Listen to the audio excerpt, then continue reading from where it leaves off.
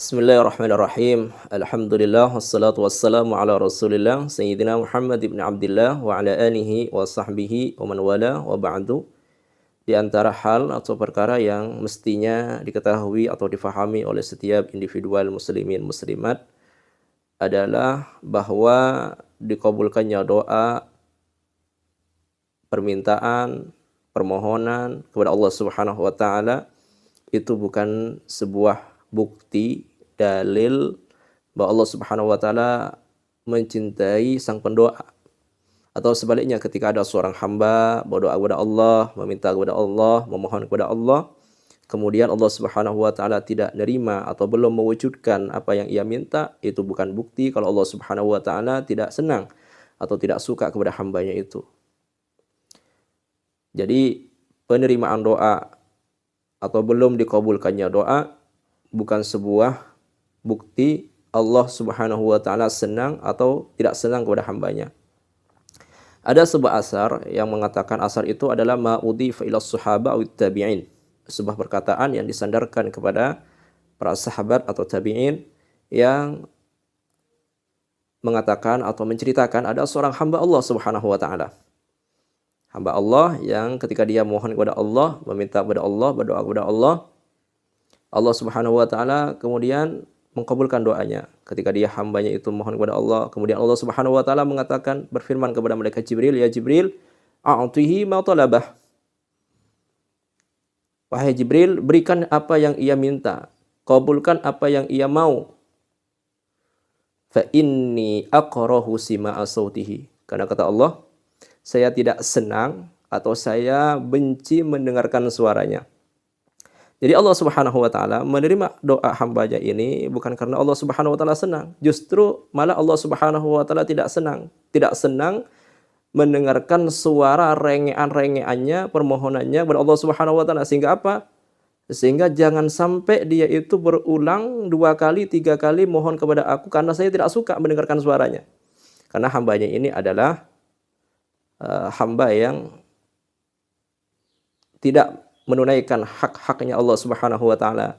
Dia suka bermaksiat, senang dengan dosa. Akhirnya Allah Subhanahu wa taala mengabulkan atau mewujudkan apa yang ia minta karena Allah tidak suka mendengarkan suaranya.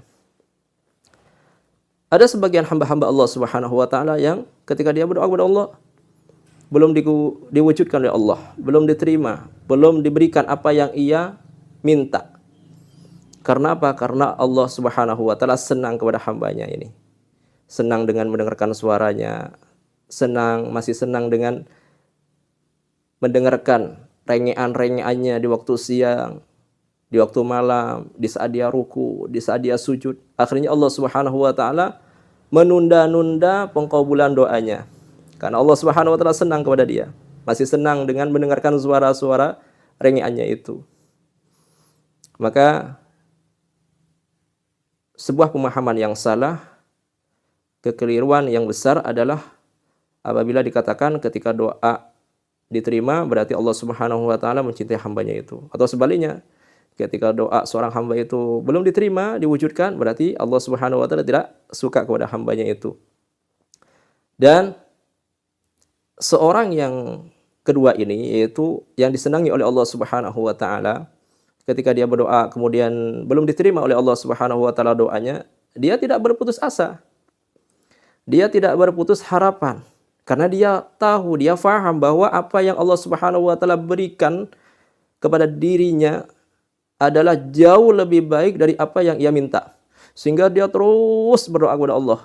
Doa lagi, doa lagi, doa lagi, doa lagi. Dan itu Allah Subhanahu wa taala membiarkannya karena Allah Subhanahu wa taala masih suka, senang dengan mendengarkan rengean-rengean suara doanya itu. Sehingga Allah Subhanahu wa taala masih belum mengabulkan. Doa lagi, doa lagi, doa lagi. Dan Allah Subhanahu wa taala faham hambanya ini yang belum dikabulkan doanya itu, dia tidak akan berputus asa.